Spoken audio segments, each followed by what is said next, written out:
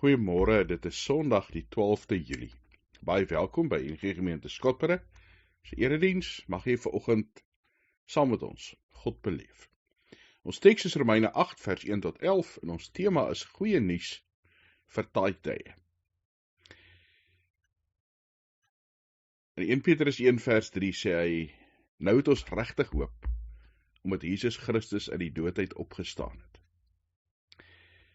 Ons hoop is nie 'n nuwe regering nie, ons hoop is nie 'n goeie bankbalans nie, ons hoop is nie 'n goeie mediese fonds of goeie gesondheid nie. Ons hoop is Jesus Christus, wat uit die doodheid opgestaan het en vir ons 'n nuwe lewe, 'n ewige lewe by God waarborg. En dit is my voorreg om jou te groet namens hierdie God, om vir jou te kan sê genade en vrede vir jou. Genade van God jou Vader en vrede van Jesus Christus jou Verlosser. Genade en vrede van die Heilige Gees, God wat in en deur jou woon. Amen. Wat is 'n Christen? 'n Christen is iemand wat nie een oomblik vergeet wat God deur Jesus vir hom of vir haar gedoen het nie. Dis my een van die mooiste definisies wat ek gehoor het van wat 'n Christen is. Iemand wat nie een oomblik vergeet wat God deur Jesus Christus vir ons gedoen het nie. As ons dit onthou, dan bly ons dankbaar. Dan besef ons dat ons genade nodig het. Dat ons God nodig het. En hierdie goeie nuus gaan ons vanoggend lees uit Romeine 8 vanaf vers 1 tot vers 11. Voor ons lees, kom ons sluit die oë. Dankie Here dat ons kan saam wees as 'n gemeente, dat ons kan saam stil word rondom u woord. Stil word, Here, en weet dat u teenwoordig is, waar ons ook al bevind. Of ons saam in die kerkgebou sit, Here, of ons by die huis luister, of ons dalk iewers in 'n vreemde land is, op 'n vreemde plek. U is ook daar. Daar is nêrens in hierdie wêreld waar u nie is nie. U woord verseker ons dat u by u kinders is. U woord verseker ons dat u daar is wanneer iemand u soek en na u roep. Mag ons dit beleef, Here, mag ons dit ook lewe, en mag ons nou luister, deur die Gees wat dit vir ons oopmaak, ons rustig maak. Spreek, Here, u kinders luister. Amen. Romeine 8 vers 1, 'n lewe onder beheer van die Gees. Daar is dan nou geen veroordeling vir diegene wat in Christus Jesus is nie. Die wet van die Gees wat in Christus Jesus die lewe gee, het jou immers vrygemaak van die wet van die sonde en die dood. Dit is waartoe die wet, verswak deur ons sondige aard, nie in staat was nie. God het dit gedoen. Deur sy eie seun vanweë die sonde, in die gestalte van die sondige mens te stuur, het hy die sonde in die mens veroordeel, sodat die vereiste van die wet in ons vervul kon word. Ons wat nie volgens ons sondige aard leef nie, maar volgens die Gees. Wie volgens hulle sondige aard leef, bedink immers die dinge van die sondige aard. Maar diegene wat volgens die Gees leef, bedink die dinge van die Gees. Die denke van ons sondige aard loop uit op die dood, maar die denke van die Gees bring lewe en vrede. Die denke van ons sondige aard is vyandskap teen God. Dit onderwerp hom nie aan die wet van God nie, want dit kan ook nie. Wie in hulle sondige aard bly, kan God nie tevrede stel nie.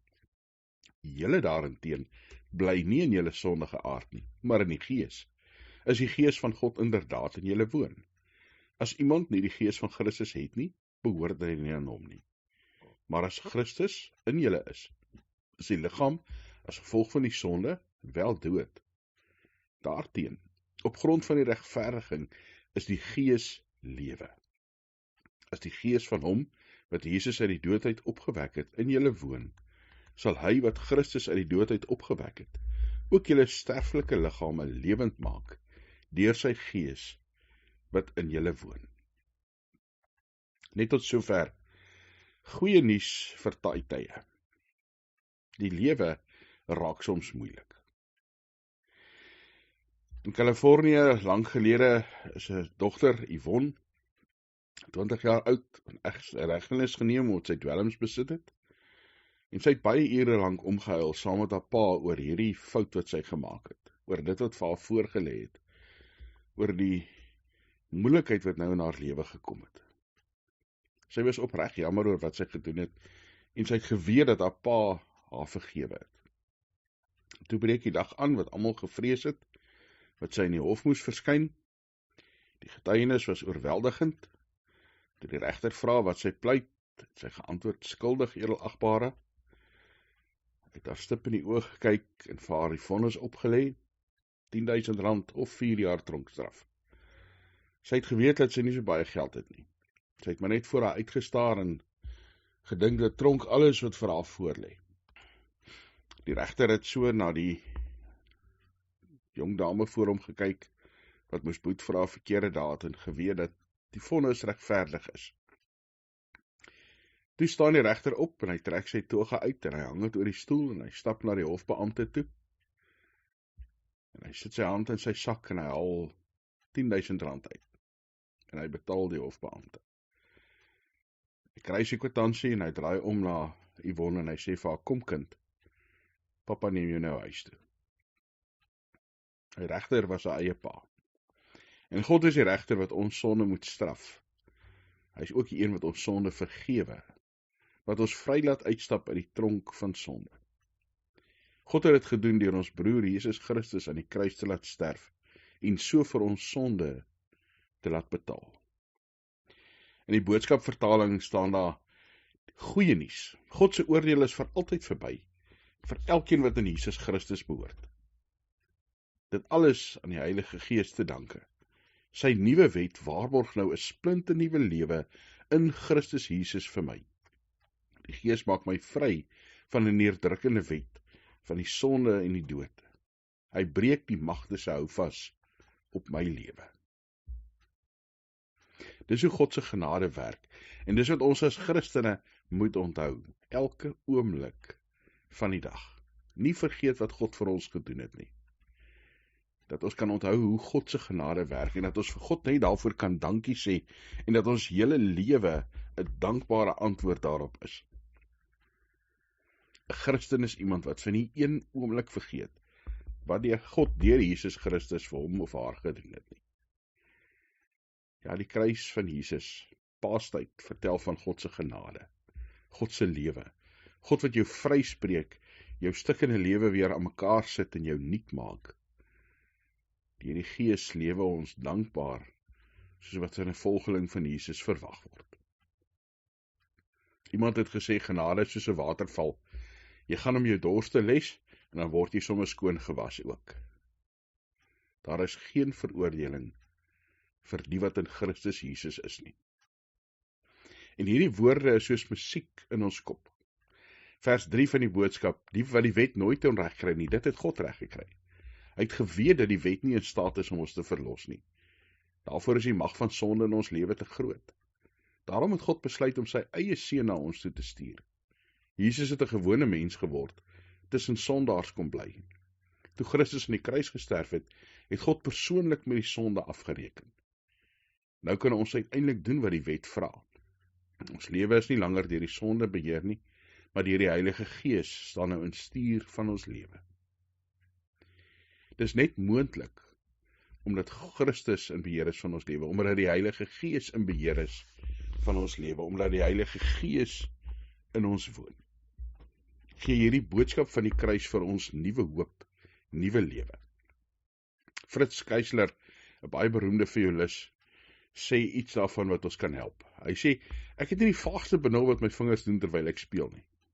Ek konsentreer op die musiek wat ek in my kop hoor en probeer so naby daaraan kom as wat ek kan. Dis die oomblik wat jy oor die vingers dink wat jy begin struikel. Soos karbestuur, as ek oor ratte en remme en clutch begin dink, koppelaar, dan maak ek foute en ry ek rukkerig. Dis wanneer ek ontspan en net konsentreer op die pad. En so is dit ook met ons geloofslewe. As ons fokus op God, sal ons met vreugde en met blydskap leef. Ja, ons gaan foute maak. Soos hy violis se vingers foute gaan maak, maak Jesus se volgelinge ook foute. Maar terwyl die Gees in ons is, streef ons na Christus se beeld, is ons en weet ons is vergewe. In 1 Johannes 2 vers 6 sê hy, die wat in Jesus bly, moet self ook lewe soos Jesus gelewe het. Dis die musiek wat in ons kop speel, dis die musiek waarna ons wil uitreik, wat ons wil bereik en wil naboots in ons lewens. Ja, intussen is daar 'n vlees en 'n wil wat ons eie is, en daar is maar 'n stryd tussen die twee, maar ons weet ons is vrygespreek, want ons leef onder 'n nuwe wet. Ons leef onder nuwe beheer, die beheer van die Heilige Gees. Vers 5 tot 9 in die boodskap. Mense wat toelaat dat die sonde oor hulle lewe baas speel, se koppe is heeltyd besig met sonde. Mense wat toelaat dat die Gees oor hulle lewens beheer neem, se koppe is heeltyd besig met die dinge wat vir die Gees belangrik is.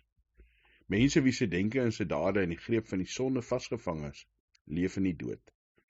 Mense wie se denke en dade in die greep van die Heilige Gees vasgevang is, ken die ware lewe en vrede. Mense wat heeltyd op die sonde ingestel is vyande van God. Hulle steur hulle nie aan wat die wet sê nie. Trouwens, hulle roer nie eens 'n vinger om dit te probeer gehoorsaam nie. Omdat die sonde oor hulle heers, kan hulle nie doen wat God vra nie. Julle is egter nie meer in die greep van sonde nie. Nee, julle lewens staan nou onder beheer van die Gees wat in julle bly. En as die Gees van Christus nie in iemand se lewe aanwesig is nie, behoort hy glad teen hom nie. Dis so eenvoudig soos dit. Jack London se verhaal oor Whitefang gaan oor 'n half mak gemaakte, half hond, half wolf. En hierdie Whitefang, soos enige wolf, was mal daaroor om hoenders te eet. En op 'n keer het hy 50 hoenders gelyk doodgemaak. En dan sy baas, weer in skat, vreeslik met hom geraas. Maar dan doen hy 'n vreemde ding. Hy vat vir Whitefang in die hoenderhok in. En met geduld sit hy by hom. En die oomblik wat hy vir 'n hoender gaan, dan hou hy hom vas, maak hom rustig. En so met baie geduld leer hy vir Whitefang om die hoenders uit te los. Nou Weirden Scott se pa wou eintlik nie hierdie hond gehad het nie, en dan sê hy vir hom, dit gaan nie werk nie. En dan sluit sy seun vir 'n hele middag vir Whitefang toe in die hoenderhok. En loop weg. As jy nou wil iemand sien swig onder versoeking, sluit hulle toe in 'n hoenderhok, is hulle liefes vir hoenders. En dan vertel Jack London in die storie, hy sê, Whitefang lay down, went to sleep. The chickens he ignored. As far as he was concerned, they did not exist. At 4 o'clock, he executed a running jump, leaped to the ground outside. He had learned the law. Hy het geleer om nie die verkeerde goed te doen nie. As ons onder Christus se beheer leef, dan leef ons ook en leer ons om nie sonde te doen nie, om nie te lewe, om anders op te tree. Onder wie se beheer leef jy? Jou sondige aard of die Gees van God? Dit is belangrik om die regte seep te hê, die regte wasmiddel wat werk.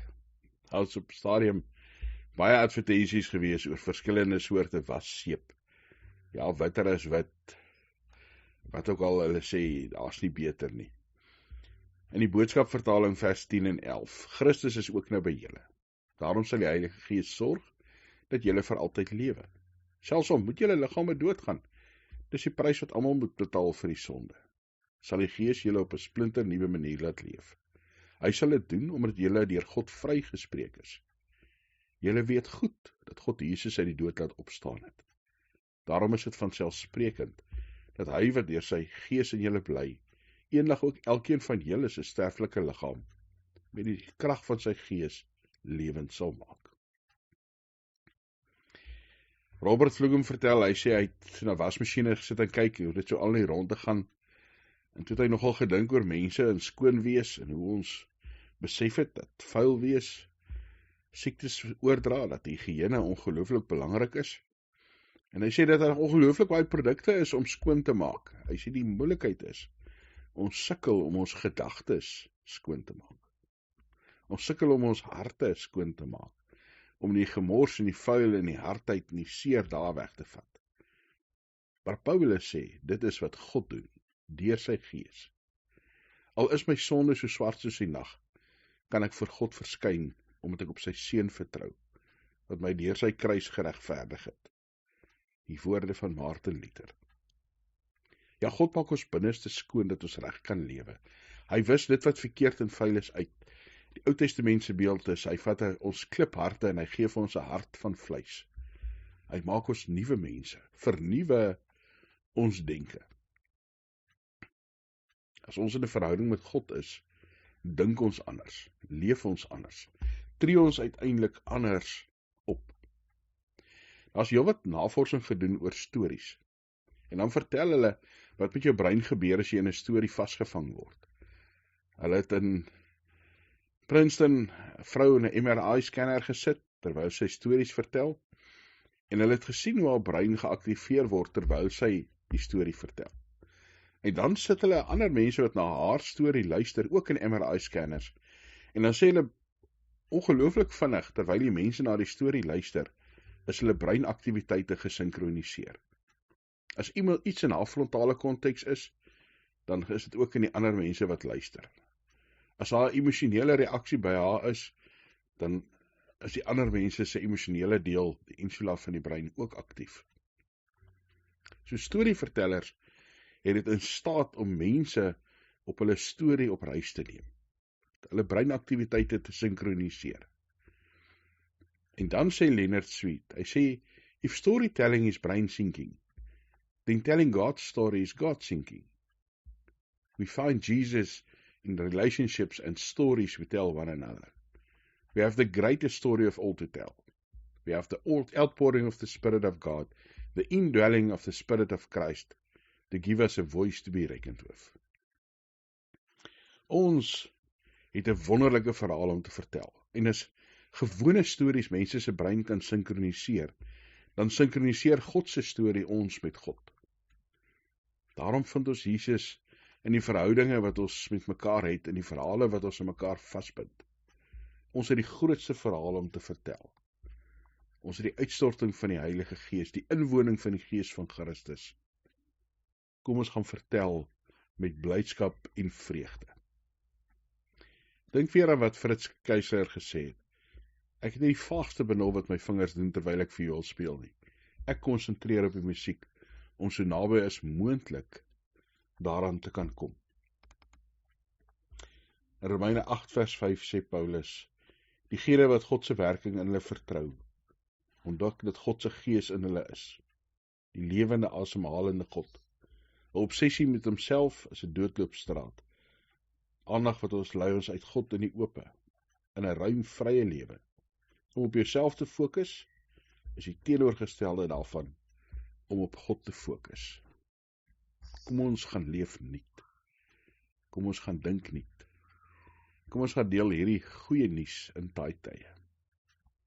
Dankie Hemelse Vader dat ons in U genade en in U liefde, in U grootheid kan leef.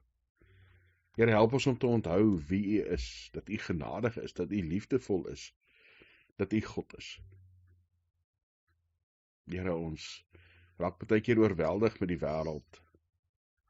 Help ons om U verhaal te onthou, om U verhaal oor te vertel vir mekaar, vir die wêreld, Here, dat hulle ook gesinkroniseer met U kan word. Hy voorreg kan smaak om U kinders te wees. Dankie dat ons vir mekaar kan bid, dat ons as gemeente kan dankie sê vir 'n lekker bazaar. Here, dat ons kan dankie sê vir goeie stories van mense. Dankie dat ons ook vir mekaar kan bid waar die stories moeilik is, waar mense lank siek is, mense geliefdes verloor, mense wat nuwe operasies voor het. Here, mag ons in ons stories, met sy swaar en sy seer, steeds U teenwoordigheid beleef. Daarom bid ons vir mekaar. Here, ons wil bid vir genesing, wat altyd die eerste prys is. Maar ons weet in U almag en U alwysheid, dat U by ons is, en mag ons dit ook beleef, wanneer dinge nie altyd werk soos ons het wou gehad het nie. Ons bid vir die wêreld, met sy krisisse, met die ekonomie, met olie en die oorloë. Here, ons bid vir mense wat onverdraagsaam is, mense wat vasgevang is in misdaad en geweld. Mag U kerk, U kinders, U Gees en U woord hoop bring in 'n stikkende wêreld. In Jesus Christus se naam. Amen. Mag die liefde van God ons Vader, en die genade van ons Here Jesus Christus, en die krag van die Heilige Gees, by julle elkeen wees. Amen.